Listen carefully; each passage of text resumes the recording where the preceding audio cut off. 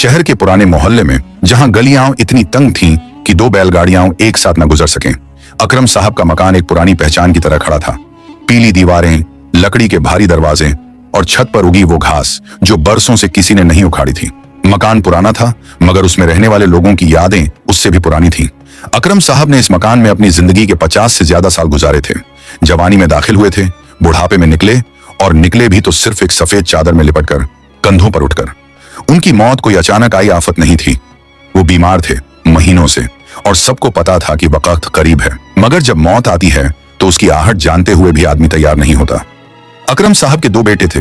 बड़ा बेटा नुमान 30 साल का, शहर में ही एक दुकान चलाता था। कपड़े का काम था, ठीक ठाक गुजारा हो जाता था। नुमान का स्वभाव थोड़ा कठोर था, बात कम करता था, मगर काम का पक्का था। अकरम साहब उससे खुश रहते थे, मगर उनके बीच वो गर्मजोशी नहीं थी जो बाप बेटे में होनी चाहिए। दोनों एक ही छत के नीचे रहते थे, मगर एक अजीब सी औपचारिकता उनके बीच हमेशा से रही। छोटा बेटा जुबैर 27 साल का, पढ़ा लिखा, शहर के एक सरकारी दफ्तर में मुंशी था। जुबैर का मिजाज बिल्कुल जुदा था, बातूनी, हंसमुख और अकरम साहब का सबसे करीबी। जब भी अकरम साहब की तबीयत बिगड़ती, जुबैर ही रात को उनके सिरहाने बैठता, दवाई देता, उनसे पुरानी बातें करता। अकरम साहब भी अक्सर कहते थे, जुबैर मेरी रूह का टुकड़ा है। माँ सुल्ताना बेगम 60 साल की, बालों में सफेदी, आंखों में थकान, मगर हाथों में अभी वो ताकत जो घर को थामे रखती थी। सुल्ताना बेगम वो औरत थीं जो दर्द को अंदर रखती थीं और बाहर से मजबूत दिखती थीं। पति की बीमारी के महीनों में वो टूटती रहीं, मगर किसी के सामने नहीं। और जब अकरम साहब चले गए तो वो ऐसे चुप हो गईं जैसे किसी ने आवाज की डोर काट दी हो। घर में एक रिश्तेदार और था, रफीकत चाचा, अकरम साहब के दूर के भाई, या यूं कहें कि भाई के बेटे। रिश्ता थोड़ा टेढ़ा था, मगर चाचा कहलाते थे। रफीक चाचा पिछले 3 महीनों से घर में डेरा डाले हुए थे। बताते थे कि भाई की देखभाल के लिए आए हैं, मगर देखभाल कम, घर का जायजा ज्यादा लेते थे। उनकी आंखें हमेशा किसी हिसाब में लगी रहती थीं। अकरम साहब के जनाजे के 3 दिन बाद, जब घर में अभी भी गम का बोझ था और लोग आते जाते थे, रफीकत चाचा ने एक कागज निकाला, सफेद कागज, कुछ लाइनें और नीचे एक दस्तखत। बताया कि यह अकरम साहब की वसीयत है, उन्होंने मरने से पहले लिखी थी। सबने उस कागज को देखा। नुमान ने देखा, जुबैर ने देखा, सुल्ताना बेगम ने देखा। वसीयत में लिखा था कि घर, दुकान और जो थोड़ी बहुत जमा पूंजी है, सब नुमान के नाम। जुबैर का नाम कहीं नहीं था। कमरे में एक पल के लिए ऐसी खामोशी छा गई जैसे हवा रुक गई हो। जुबैर ने कागज को एक बार पढ़ा, फिर दूसरी बार पढ़ा। उसके हाथ कांप नहीं रहे थे, मगर उसका चेहरा एक अजीब बेयकीनी में डूब गया था। नुमान भी चुप था। उसने कागज देखा और एक अजीब असहजता उसके चेहरे पर आई, मगर उसने कुछ नहीं कहा। रफीकत चाचा ने कागज को तह करके अपनी जेब में रखते हुए कहा, यह अकरम भाई की आखिरी मर्जी है, अब जो लिखा है वही होगा। सुल्ताना बेगम ने एक बार रफीकत चाचा की तरफ देखा, मगर कुछ बोली नहीं। उनकी आंखों में एक सवाल था जो उनके होंठों तक नहीं पहुंचा। उस रात जुबैर बहुत देर तक अपनी खाट पर लेटा छत को देखता रहा।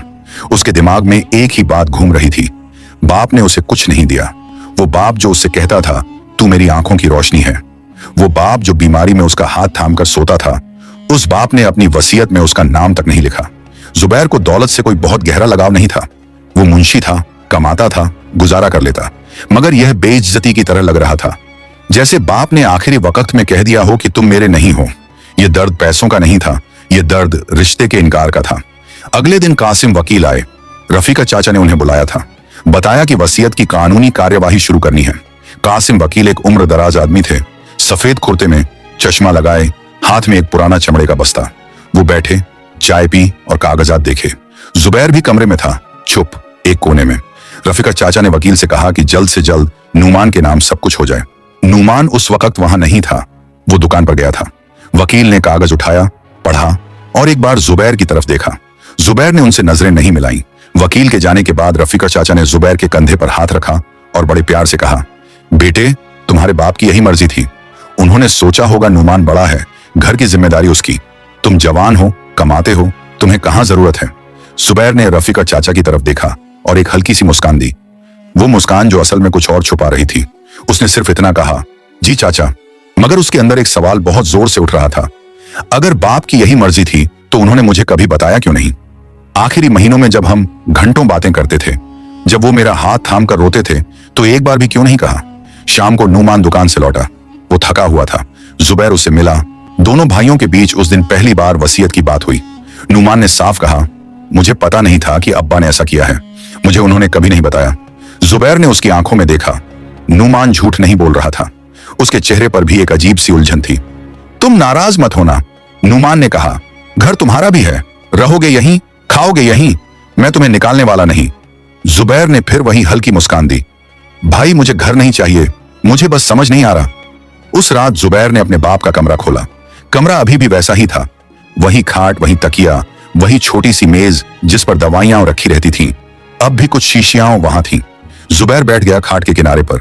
उसने अपनी आंखें बंद की और बाप को याद किया। उनकी आवाज, उनकी खांसी, उनकी वो बात जो वो अक्सर कहते थे कि जुबैर, इस घर की इज्जत तुम हो। वो इज्जत और वसीयत में कुछ नहीं, ये मेल नहीं बैठता था। जुबैर ने मेज का दराज खोला। पुरानी आदत थी, बाप की दवाइयां रखता था वहां। दराज में कुछ कागज थे, कुछ पुरानी रसीदें और एक मुड़ा हुआ लिफाफा जिस पर बाप की लिखावट थी, जुबैर के नाम। जुबैर के हाथ एक पल के लिए रुक गए। लिफाफे को उठाया, पलटाया, देखा, बंद था। मुहर नहीं थी मगर मुड़ा हुआ था। उसने खोला। अंदर एक खत था, बाप के हाथ का लिखा हुआ, कांपती लकीरों में, जैसे कमजोर हाथों ने बड़ी मेहनत से लिखा हो। जुबैर ने पढ़ना शुरू किया और जैसे जैसे पढ़ता गया उसकी सांस धीरे धीरे रुकती गई। खत लंबा था, तफसील से लिखा था। बाप ने लिखा था कि उनकी कोई वसीयत नहीं है। उन्होंने कोई कागज नहीं लिखा, किसी को कुछ भी देने या न देने की बात नहीं की। उन्होंने यह खत इसलिए लिखा था क्योंकि उन्हें किसी बात का डर था। उन्होंने लिखा था कि रफीकट उनके आसपास बहुत ज्यादा रहने लगा है, उनसे कागजों पर दस्तखत लेने की कोशिश करता है और उन्हें शक है कि कुछ गलत होने वाला है। उन्होंने लिखा था, जुबैर, अगर मेरे जाने के बाद कोई कागज सामने आए तो उस पर यकीन मत करना जब तक तुम खुद जांच ना कर लो। जुबैर ने खत को सीने से लगाया और आंखें बंद कर लीं। बाहर रात गहरी थी, घर में सब सो चुके थे और जुबैर के हाथ में वो कागज था जिसने सब कुछ बदल दिया था। जुबैर ने वो रात उस खत के साथ गुजारी। बार बार पढ़ा, हर लफ्ज को समझा, हर लाइन को महसूस किया। बाप की कांपती हुई लिखावट में जो दर्द था वो कागज से उठकर सीधे उसके सीने में उतरता था। अकरम साहब ने यह खत किस हाल में लिखा होगा? बीमार, कमजोर, शायद अकेले। किसी रात में जब घर में सब सो चुके थे और वो जानते थे कि उनके पास वक्त कम है। उन्होंने अपने बेटे को खबरदार करने की कोशिश की थी मगर इतनी चुपके से कि किसी को भनक न पड़े। जुबैर सोचता रहा कि बाप को इतना डर क्यों था कि उन्होंने खुलकर किसी से बात नहीं की। नुमान से नहीं, सुल्ताना बेगम से नहीं, सिर्फ एक बंद लिफाफे में एक खत छोड़ा जो शायद कभी मिलता भी नहीं अगर जुबैर उस रात उस दराज में न झांकता। ये इत्तेफाक नहीं था, यह शायद था, मगर जो भी था उस खत ने जुबैर के दिमाग में एक ऐसी आग जला दी थी जो अब बिना सच्चाई जाने बुझने वाली नहीं थी। सुबह हुई तो घर में रोज की तरह हलचल शुरू हुई। सुल्ताना बेगम रसोई में थी, रफीक चाचा बाहर आंगन में बैठे किसी से फोन पर बात कर रहे थे। आवाज धीमी थी, बहुत धीमी, जैसे नहीं चाहते थे कि कोई सुने। नुमान नहाने गया था। जुबैर ने वो खत अपनी कमीज के अंदर रखा और आंगन में आ गया। रफीक चाचा ने फोन रखा और जुबैर को देखकर एक चौड़ी मुस्कान दी। वो मुस्कान जो हमेशा थोड़ी ज्यादा होती थी, थोड़ी ज्यादा चिकनी, जैसे किसी ने उसे चेहरे पर चिपकाया हो। अरे जुबैर बेटे, आ गए, चाय पियोगे? जुबैर ने हाँ कह दी और बैठ गया। उसने रफीक चाचा को ध्यान से देखा।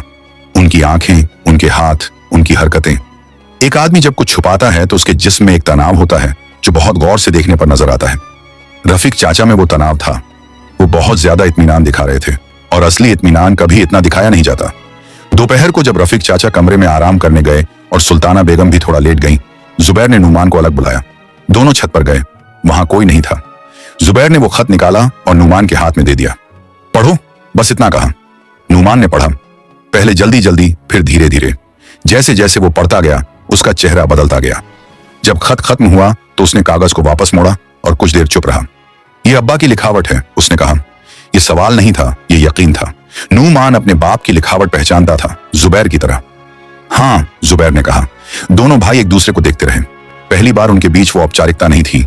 एक साझा गुस्सा था, एक साझा दर्द था और एक साझा सवाल था। नुमान ने पूछा, अब क्या करोगे? जुबैर ने कहा, पहले उस वसीयत को देखना होगा ठीक से। अब्बा ने लिखा है कि उन्होंने कोई वसीयत नहीं लिखी, तो जो कागज रफीकत चाचा ने दिखाया वो कहां से आया और उस पर जो दस्तखत है वो किसका है? नुमान ने थोड़ा सोचा और कहा, वकील के पास कागज गया है। जुबैर ने कहा, तो वकील के पास जाना होगा, मगर उसने यह भी कहा कि अभी रफीकत चाचा को कुछ नहीं पता चलना चाहिए। अगर उन्हें भनक मिली तो वो कागजात को और उलझा देंगे, शायद गायब करवा दें, शायद कुछ और करें। नुमान राजी हो गया। ये पहली बार था कि दोनों भाई मिलकर किसी काम में थे और जिस काम में थे वो बड़ा था, बहुत बड़ा। शाम को जुबैर अकेले कासिम वकील के दफ्तर गया। वकील का दफ्तर बाजार के पास एक पुरानी इमारत में था। नीचे एक दर्जी की दुकान थी, ऊपर वकील साहब का कमरा। जुबैर ने दस्तक दी और अंदर गया। कासिम वकील अपनी कुर्सी पर थे, कागजात पलट रहे थे। उन्होंने जुबैर को देखा और कहा, आओ बेटे बैठो। जुबैर बैठा और सीधे मुद्दे पर आ गया। उसने कहा कि वो वसीयत के बारे में कुछ जानना चाहता है। वकील ने कागज निकाला और जुबैर को दिया। जुबैर ने उसे बहुत गौर से देखा, पहले मजमून पढ़ा, फिर दस्तखत देखा। अकरम साहब का दस्तखत जुबैर को जुबानी याद था। उन्होंने बचपन से देखा था कितनी बार उनके कागजों में दस्तखत होते थे, बिजली के बिल पर, बैंक की स्लिप पर, स्कूल के फॉर्म पर। वो दस्तखत एक खास ढंग का था। अका एक लंबा उठान, बीच में एक गोल पेच और आखिर में एक तेज लकीर नीचे की तरफ। जो दस्तखत वसीयत पर था उसमें लंबाई थी, गोलाई थी, मगर वो आखिरी तेज लकीर नहीं थी। छोटी सी बात मगर जुबैर के लिए बड़ी। उसने वकील से पूछा, वकील साहब ये कागज आपके पास कैसे आया? वकील ने कहा, रफीक साहब लाए थे। कहा कि अकरम साहब ने बीमारी में लिखी थी। जुबैर ने पूछा, क्या आपने किसी से तस्दीक की कि दस्तखत असली हैं? वकील थोड़ा रुके, एक हल्की सी हिचकिचाहट आई उनके चेहरे पर। रफीका साहब ने कहा कि यह मुतलका असली है। जुबैर ने कागज वापस किया और कहा, वकील साहब मेरी एक गुजारिश है, इस कागज पर कोई कार्यवाही मत करिए, कुछ दिन, मुझे थोड़ा वक्त चाहिए। वकील ने उसकी आंखों में देखा और कुछ समझे, बोले, ठीक है, मैं एक हफ्ते रोक सकता हूं। यह छोटी सी मोहलत जुबैर के लिए बहुत जरूरी थी। अगले दिन जुबैर ने अपने दफ्तर से छुट्टी ली। उसे बाप के पुराने कागजात ढूंढने थे, कोई ऐसा कागज जिस पर अकरम साहब का असली दस्तखत हो, ताकि दोनों को मिलाया जा सके। अकरम साहब का एक पुराना बैंक खाता था शहर की मुख्य शाखा में। जुबैर वहां गया, अपना परिचय दिया और खाते के पुराने कागजात की दरख्वास्त की। बैंक वाले थोड़े आनाकानी करते रहे, कहा कि मृत व्यक्ति के खाते के कागज आसानी से नहीं मिलते। जुबैर ने धीरज रखा, सही कागजात दिखाए और अपना रिश्ता साबित किया। आखिरकार एक बाबू ने, जो शायद जुबैर की तकलीफ समझ गया था, उसे एक पुरानी खाता खुलवाने की फाइल दिखाई। उस पर अकरम साहब का दस्तखत था, 15 साल पुराना मगर साफ और पक्का।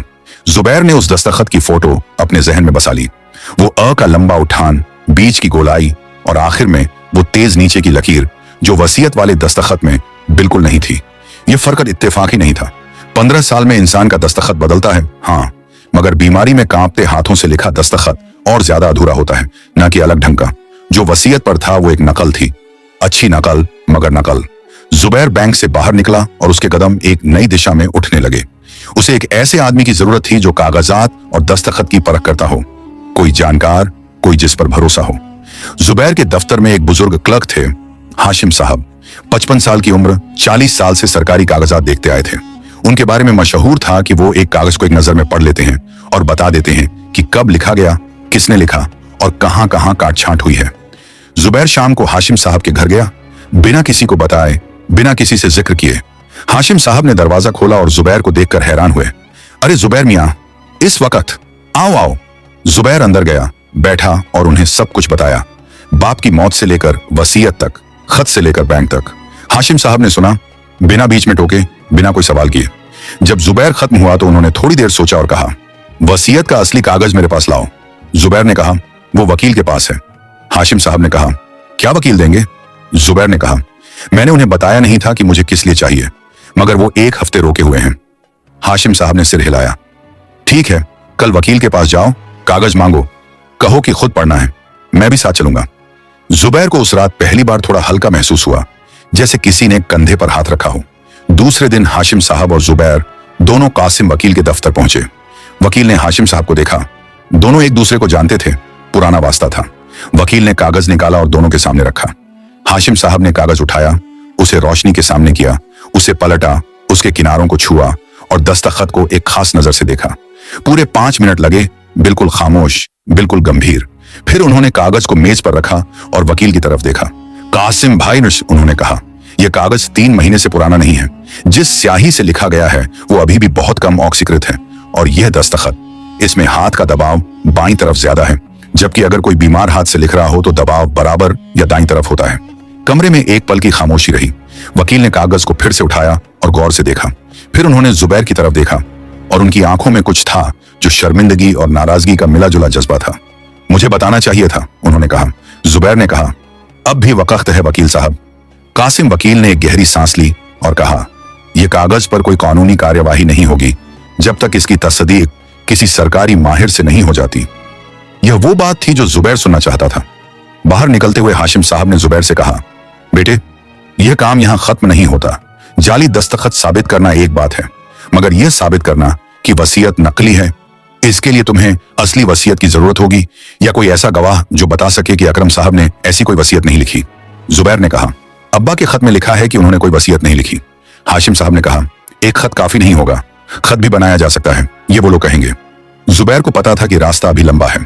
घर लौटते हुए जुबैर के दिमाग में एक सवाल बार बार घूम रहा था, अगर जाली वसीयत रफीकत चाचा ने बनवाई तो उन्हें क्या मिलेगा इससे? घर नूमान के नाम हो जाएगा, दुकान नूमान के नाम, रफीक चाचा को क्या? वो सोचने लगा, नूमान सीधा आदमी है, दुकान चलाता है, उसे घर संसार की चिंता है।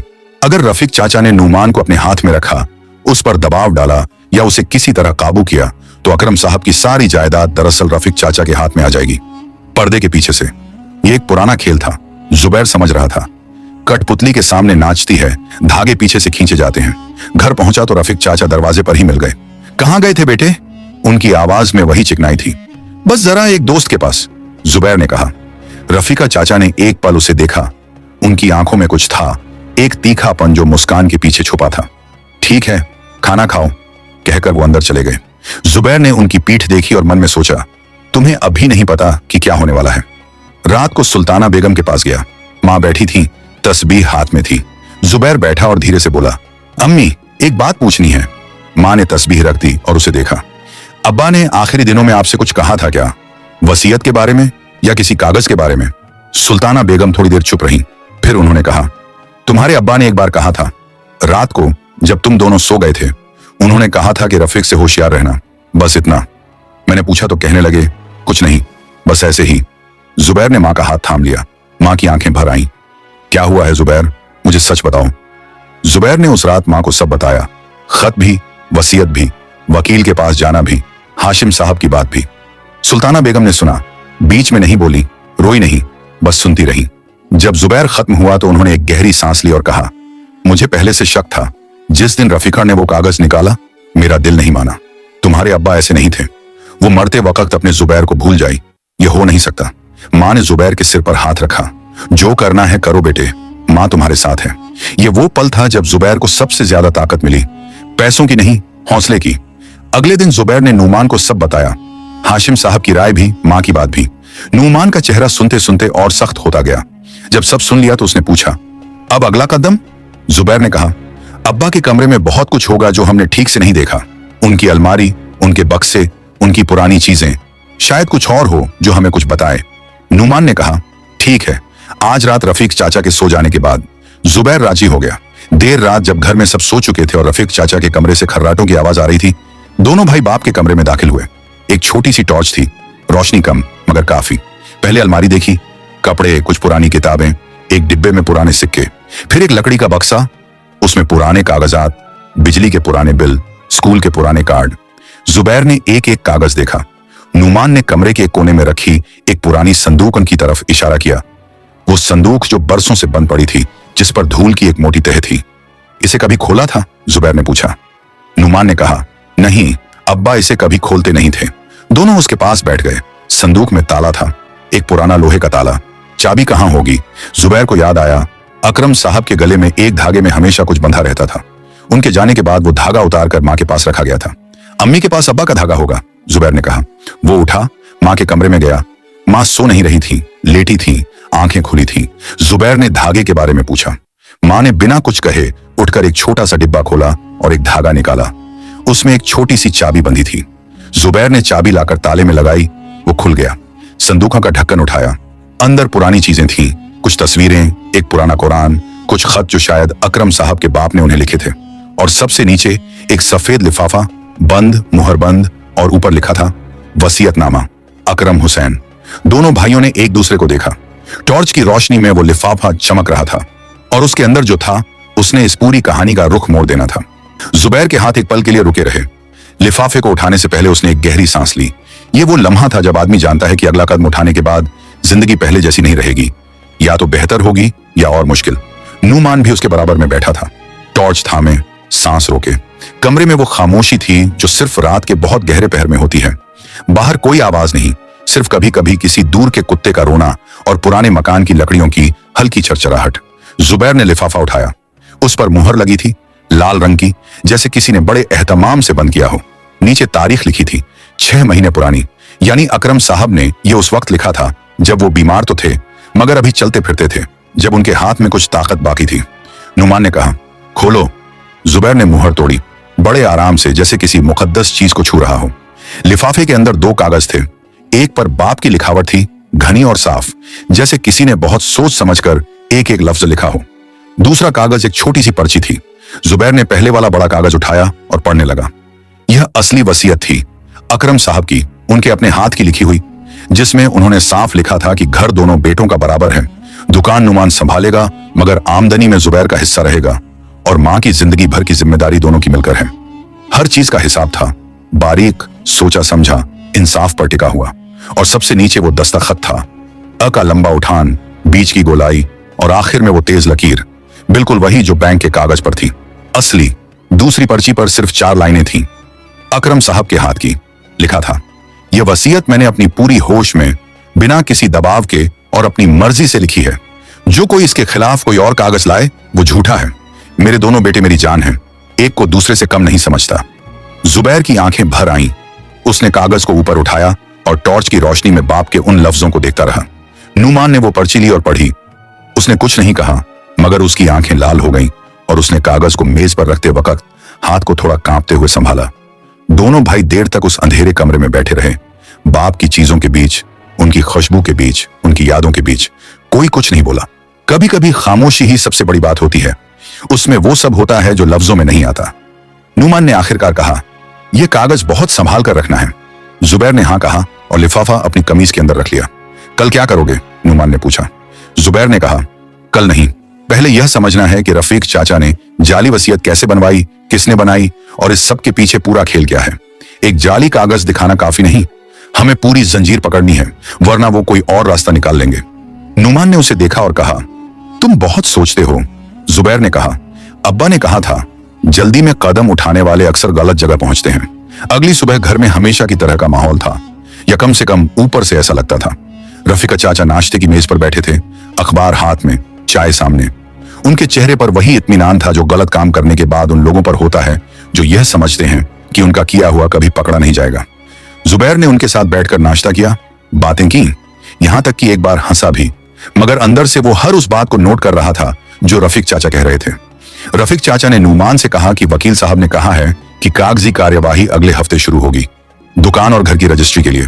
नुमान ने सुना और सिर हिला दिया। जुबैर ने भी सुना और उसने नुमान की तरफ एक नजर डाली। दोनों ने आंखों आंखों में बात की। उस दिन दोपहर को जुबैर एक काम के बहाने बाहर निकला। उसे रफीक चाचा के बारे में और जानना था, उनकी असल जिंदगी, उनका पस मंजर। वो आदमी अकरम साहब के मरने से 3 महीने पहले ही यहां आ गए थे। यह इत्तेफाका नहीं हो सकता। किसी ने उन्हें खबर दी होगी कि अकरम साहब की तबीयत बहुत खराब है, या शायद वो खुद किसी तरह जानते थे। जुबैर के दफ्तर में एक और साथी था, इरफान, जो पुलिस विभाग में एक क्लर्क के भाई को जानता था। जुबैर ने इरफान को फोन किया और धीरे से पूछा, क्या कोई ऐसा तरीका है कि किसी आदमी के बारे में थोड़ा पता लगाया जा सके बिना कोई बड़ा शोर किए?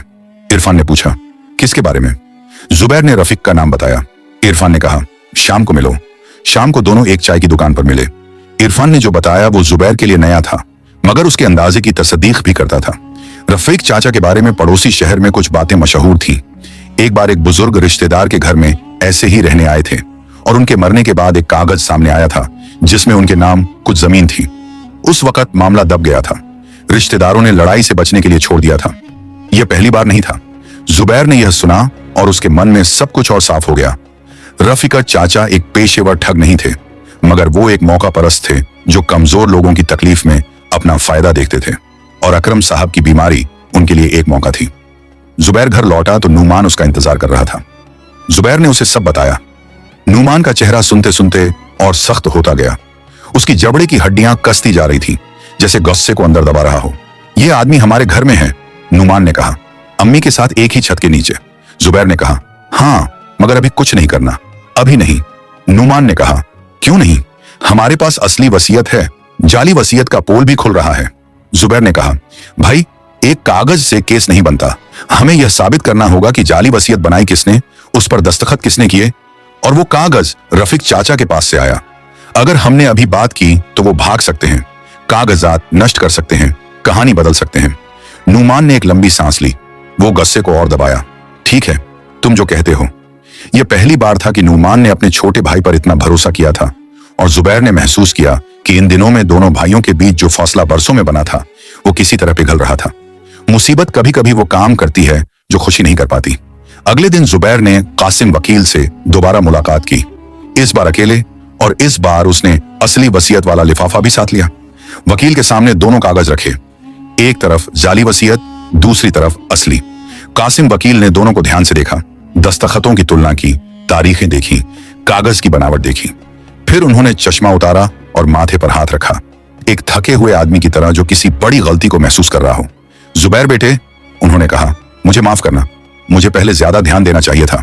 जुबैर ने कहा, वकील साहब, माफी बाद में, पहले यह बताइए कि अब क्या रास्ता है। वकील ने कहा कि इस मामले में दो रास्ते हैं। एक यह कि थाने में रिपोर्ट लिखाई जाए, जाली दस्तखत और धोखाधड़ी का मुकदमा। दूसरा यह कि पहले एक सरकारी दस्तखत माहिर से दोनों कागजात की जांच करवाई जाए, उसकी रिपोर्ट ली जाए और फिर उस रिपोर्ट के साथ पुलिस के पास जाया जाए। यह रास्ता थोड़ा लंबा है मगर पक्का है। जुबैर ने दूसरा रास्ता चुना। वकील ने कहा कि वो एक जानकार माहिर का नाम दे सकते हैं, शहर की अदालत में काम करने वाले एक फोरेंसिक क्लर्क जो कागजात की जांच करते हैं। जुबैर ने नाम और पता नोट किया। उस शाम घर में रफीकत चाचा ने नुमान से एक बात कही जो जुबैर ने दरवाजे के पास खड़े खड़े सुन ली। रफीकत चाचा ने कहा, नुमान बेटे, वकील साहब ने कहा है कि अगर तुम चाहो तो दुकान का सौदा भी हो सकता है। मेरा एक जानकार है जो अच्छी कीमत देगा। घर रख लो, दुकान बेच दो, एक मुश्त पैसा आएगा। नुमान ने कहा, चाचा, दुकान अब्बा ने बनाई थी, बेचने की बात मुझे अच्छी नहीं लगती। रफीक चाचा ने हंसते हुए कहा, अरे ये तो बस एक सोच थी, जैसा तुम ठीक समझो। जुबैर ने यह सुनकर अंदाजा लगाया, रफीक चाचा का जानकार शायद उनका अपना आदमी होगा। दुकान कम दाम पर जाएगी और फर्क की रकम किसी और जगह जाएगी। खेल सिर्फ जायदाद तक नहीं था, दुकान भी निशाने पर थी। दूसरे दिन जुबैर उस फोरेंसिक क्लर्क के पास पहुंचा। नाम था मुनीर साहब। अदालत परिसर के एक छोटे से कमरे में बैठते थे। चारों तरफ कागजात के ढेर, दीवार पर कुछ पुराने चार्ट। जुबैर ने उनके सामने दोनों कागज रखे। मुनीर साहब ने एक बड़ा सा लेंस निकाला और काम शुरू किया। जुबैर चुप बैठा रहा। वो जानता था कि यहां जल्दी नहीं करनी। मुनीर साहब ने काफी देर लगाई, 15 मिनट, 20 मिनट। फिर उन्होंने कहा, जाली वाले कागज पर दस्तखत बांध में डाला गया है, स्याही की परत अलग है। कागज की सतह पर जिस तरह से पेन चला है वो तेज हाथ का है, किसी बीमार आदमी का नहीं। यह किसी ने नकल उतारी है, अच्छी नकल है मगर असली नहीं। फिर उन्होंने असली वसीयत देखी और कहा, यह असली है, स्याही पुरानी है, हाथ का दबाव बीमार आदमी के मुताबिक है और कागज भी पुराना है। जुबैर ने पूछा, क्या आप यह लिखित में दे सकते हैं? मुनीर साहब ने कहा, 2 दिन में रिपोर्ट तैयार होगी। जुबैर बाहर निकला तो उसके कदमों में एक नई धड़कन थी। पहेली के टुकड़े मिल रहे थे, अब्बा का खत, असली वसीयत, हाशिम साहब की राय और अब मुनीर साहब की लिखित रिपोर्ट। मगर अभी भी एक बड़ा सवाल था, जाली दस्तखत किसने किया? किसने वो कागज तैयार किया जो रफीक चाचा ने निकाला? यह काम रफीक चाचा ने अकेले नहीं किया होगा, उन्हें किसी मदद की जरूरत पड़ी होगी। कोई काम का आदमी होगा जो ऐसे कागजात बनाता हो। यह धागा अभी खींचा नहीं गया था। घर लौटते हुए जुबैर ने रास्ते में सोचा, रफीकत चाचा जब पहली बार आए थे तब वो अकेले नहीं थे, उनके साथ एक आदमी था, एक दिन के लिए। जुबैर को याद आया, वो आदमी मोटा था, सफेद कुर्ता पहने, एक झोला साथ था। रफीकत चाचा ने कहा था कि वो पुराना दोस्त है, बस छोड़ने आया था। मगर वो आदमी घर के हर कमरे में गया था, बाथरूम के बहाने, पानी के बहाने, यहां वहां। उस वक्त जुबैर ने ध्यान नहीं दिया था। अब उसे लग रहा था कि वो आदमी शायद घर का जायजा लेने आया था और शायद कुछ और भी। जुबैर के दिमाग में यह बात बैठ गई। उस रात खाने के बाद रफीकत चाचा बहुत अच्छे मूड में थे। उन्होंने पुरानी बातें सुनाई, अकरम साहब के किस्से सुनाए, ऐसे किस्से जिनमें वो खुद बड़े थे, भले थे, मददगार थे। सुल्ताना बेगम चुप सुनती रही। नुमान ने 1-2 बार हाँ में सिर हिलाया। जुबैर ने सुना और मुस्कुराया। उस मुस्कान में जो उसने कई दिनों से सीखी थी वो सब था जो वो कह नहीं सकता था। रफीक चाचा ने बातों बातों में एक बात और कही, नुमान बेटे, मेरे एक जानकार हैं जो यहाँ बड़ा काम करते हैं, तुम चाहो तो उनसे मिलो, दुकान को और बड़ा कर सकते हैं मिलकर। नुमान ने कहा, देखते हैं चाचा। जुबैर ने उस लम्हे उस जानकार के बारे में सोचा, ये वही आदमी तो नहीं जो पहले दिन आया था? रात को जुबैर ने नुमान से यह बात की। नुमान को भी याद आया, हाँ वो आदमी था, मोटा, सफेद कुर्ता। मगर हम उसे कैसे पहचानेंगे? नुमान ने पूछा। जुबैर ने कहा, जब रफीक चाचा उस जानकार से मिलवाने की बात करें तो हम जरूर जाएंगे और देखेंगे कि वो कौन है। नुमान को यह सुनकर थोड़ा अजीब लगा, यानी तुम चाहते हो कि हम उनके जाल में खुद कदम रखें? जुबैर ने कहा, नहीं, मैं चाहता हूं कि जाल को पूरा देखें, उसके सारे धागे देखें। जब पूरी तस्वीर सामने हो तभी एक बार में सब कुछ काटा जा सकता है। 2 दिन बाद मुनीर साहब की रिपोर्ट आई। जुबैर ने वकील के साथ मिलकर उसे पढ़ा। रिपोर्ट में साफ लिखा था कि जाली वसीयत पर जो दस्तखत है वो नकली है। स्याही और दबाव के आधार पर यह साबित है कि यह किसी और ने किया है। कासिम वकील ने रिपोर्ट को ध्यान से पढ़ा और कहा, यह काफी है मुकदमे के लिए। जुबैर ने कहा, अभी नहीं। वकील ने हैरानी से देखा। जुबैर ने कहा, वकील साहब, अगर हम अभी रफीक चाचा के सामने यह सब रखते हैं तो वो अकेले पकड़े जाएंगे, मगर उन्होंने यह काम किसी के साथ मिलकर किया है। वो शख्स अभी भी बाहर है, मुझे उसे भी देखना है। वकील ने एक पल सोचा और कहा, बेटे, तुम कानून की भाषा में नहीं मगर कानून की नजर से सोच रहे हो। उसी रोज शाम को रफीकर चाचा ने नुमान से कहा, कल उस जानकार से मिलने चलोगे? नुमान ने जुबैर की तरफ देखा। जुबैर ने हल्के से सिर हिलाया। नुमान ने रफीकर चाचा से कहा, हाँ चाचा, कल चलते हैं।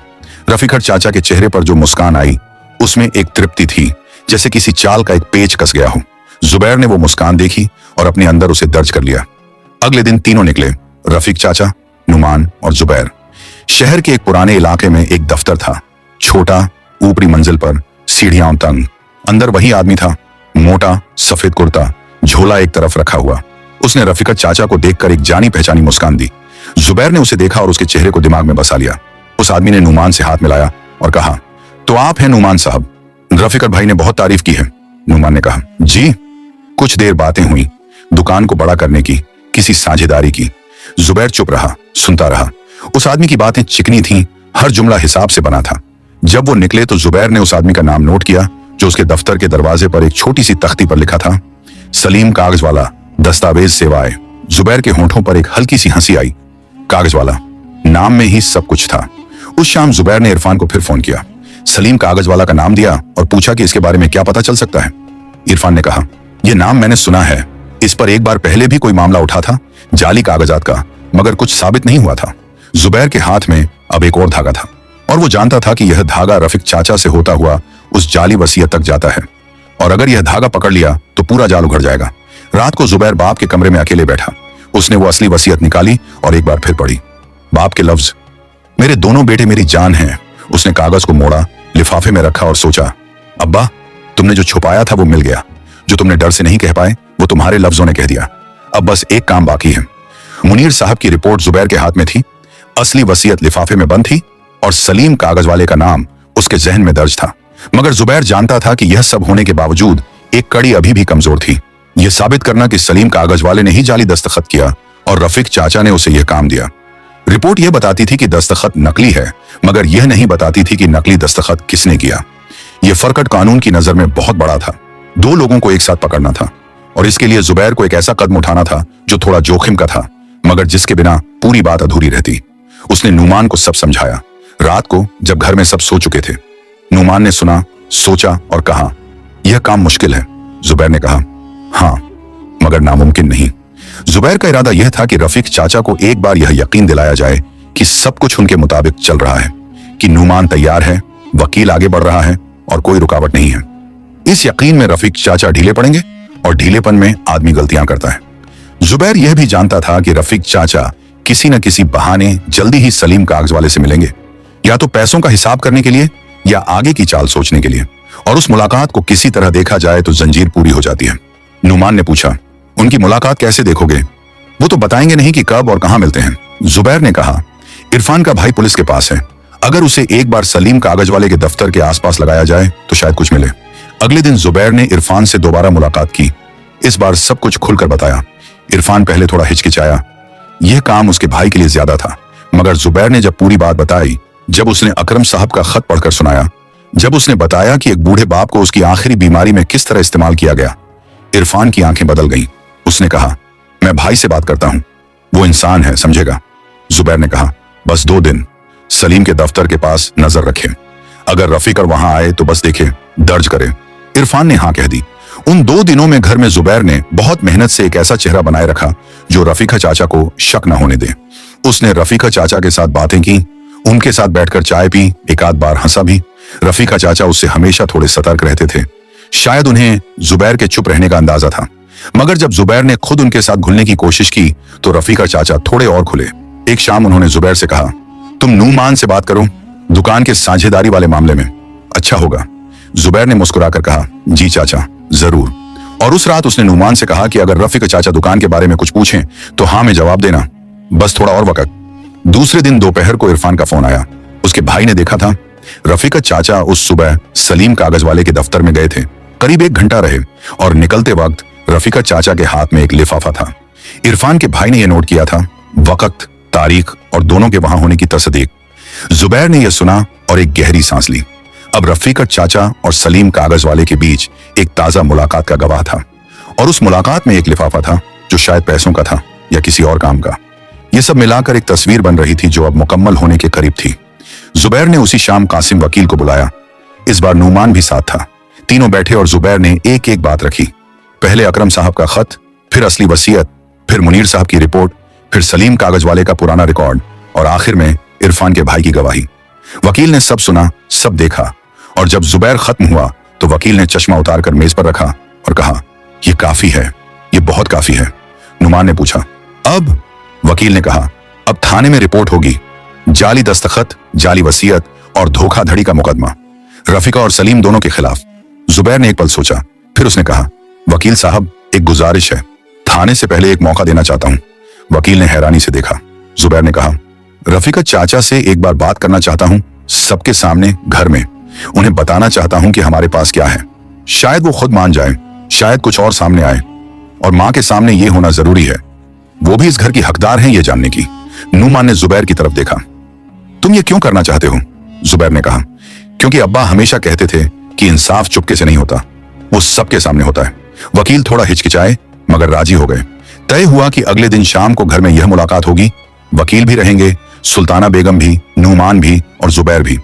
रफीक चाचा को बस इतना कहा जाएगा कि वकील साहब आ रहे हैं, जायदाद के कागजात पर बात करनी है। उस रात जुबैर देर तक नहीं सोया। वो सोचता रहा, रफीक चाचा एक बुरे आदमी थे, हाँ, मगर वो इंसान थे। उन्होंने एक गलत रास्ता चुना था और उस रास्ते का अंजाम अब सामने आने वाला था।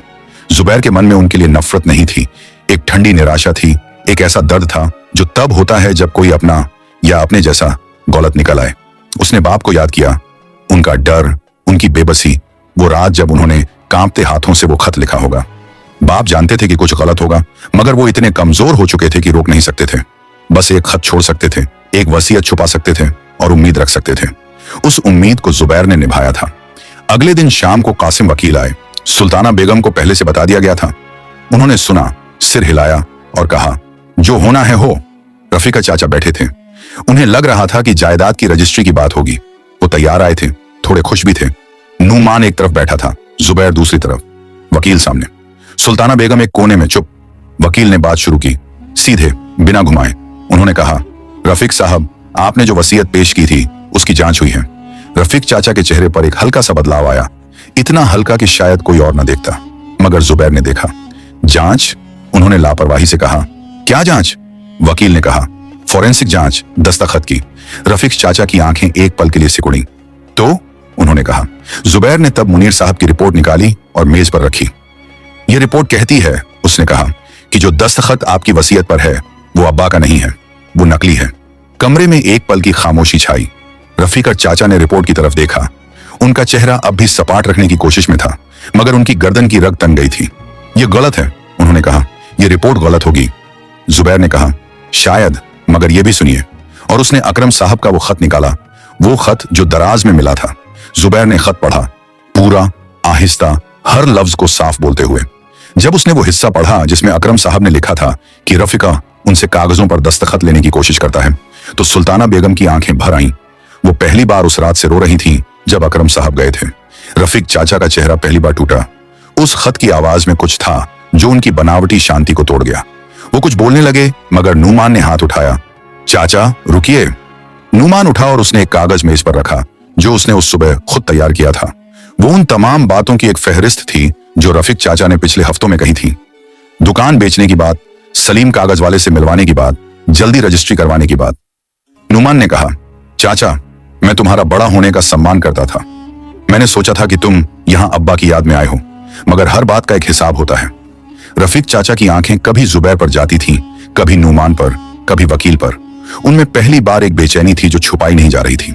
आखिर में जुबैर ने वो असली वसीयत निकाली, संदूक वाला लिफाफा, मुहर टूटी हुई। उसने उसे खोला और मेज पर रखा। यह अब्बा की असली वसीयत है। संदूक में थी, उसी कमरे में जहां तुम रह रहे हो। तुमने संदूक देखी होगी मगर उसे खोल नहीं सके क्योंकि चाबी अम्मी के पास थी। वकील ने वसीयत उठाई और पढ़ी। उन्होंने दोनों वसीयतों के दस्तखत देखे। एक पल में फर्क साफ था।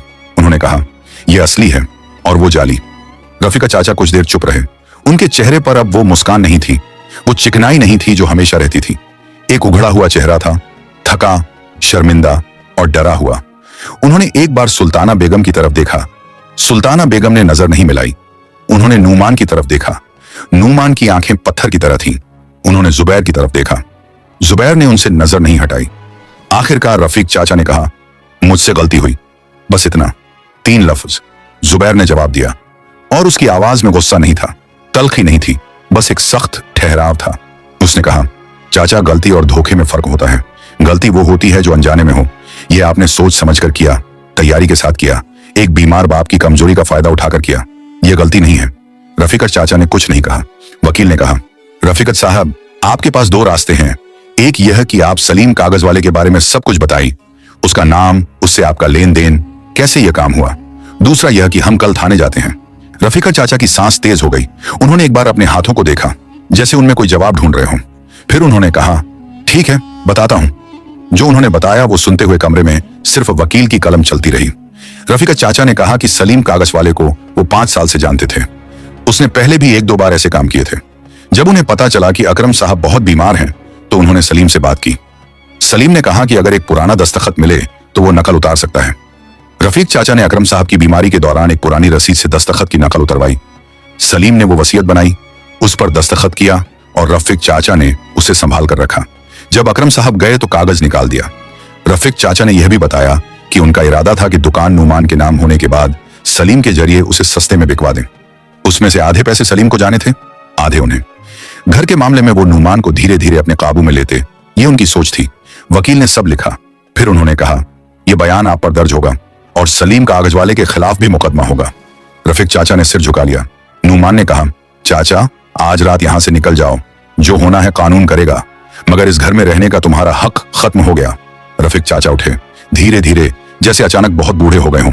उन्होंने एक बार सुल्ताना बेगम को देखा, जैसे कुछ कहना चाहते हों। सुल्ताना बेगम ने कहा, जाओ, बस एक लफ्ज, और उसमें वो सब था जो कहा जा सकता था। रफीक चाचा उस रात चले गए। उनके जाने के बाद घर में एक अजीब सी खामोशी थी। वो खामोशी जो तूफान के बाद होती है, जब हवा रुक जाती है और आदमी देखता है कि क्या क्या टूटा, क्या क्या बचा। सुल्ताना बेगम अपने कमरे में गईं। नूमान आंगन में बैठ गया। जुबैर देर तक बैठा रहा, उस कमरे में जहां अभी अभी इतना कुछ हुआ था। वकील निकलने से पहले जुबैर के कंधे पर हाथ रखकर बोले, तुम्हारे अब्बा ने सही आदमी पर भरोसा किया था। अगले दिन कासिम वकील थाने गए। जुबैर और नूमान दोनों साथ थे। रिपोर्ट दर्ज हुई। सलीम कागज वाले को उसी हफ्ते बुलाया गया। वो इनकार करता रहा, मगर मुनीर साहब की रिपोर्ट, इरफान के भाई की गवाही और रफीकत चाचा का बयान मिलकर बहुत भारी थे। थाने के एक अफसर ने वकील से कहा कि मामला साफ है, यह आगे अदालत जाएगा, मगर दोनों के खिलाफ धाराएं लगेंगी। जुबैर ने यह सुना और एक गहरी सांस ली, वो सांस जो बहुत दिनों से रुकी हुई थी। थाने से निकलते हुए नूमान ने जुबैर का कंधा थपथपाया। नूमान के लिए यह बड़ी बात थी, वो ऐसे इजहार करने वाला आदमी नहीं था। जुबैर ने उसे देखा। दोनों भाई एक पल रुके। बाहर धूप थी, गर्म, असली। नूमान ने कहा, दुकान हम मिलकर चलाएंगे। जुबैर ने कहा, घर भी मिलकर संभालेंगे। नूमान ने हाँ कहा। इससे ज्यादा लफ्जों की जरूरत नहीं थी। घर पहुंचे तो सुल्ताना बेगम रसोई में थी। वो खाना बना रही थी। पहली बार उन हफ्तों में जब से अकरम साहब गए थे, उन्होंने खुद खाना बनाया था। उन्होंने दोनों बेटों को देखा और पूछा, सब ठीक हुआ? जुबैर ने कहा, हाँ अम्मी। सुल्ताना बेगम ने कुछ नहीं कहा, मगर उनके हाथ जो चमचा हिला रहे थे, उनमें एक हल्कापन था जो पहले नहीं था। जुबैर बैठ गया रसोई के दरवाजे पर, वहीं जहां वो बचपन में बैठता था जब मां खाना बनाती थी और वो उनसे बातें करता था। कुछ दिन बाद वकील ने असली वसीयत को कानूनी तौर पर दर्ज करवाया। घर दोनों भाइयों का बराबर हुआ।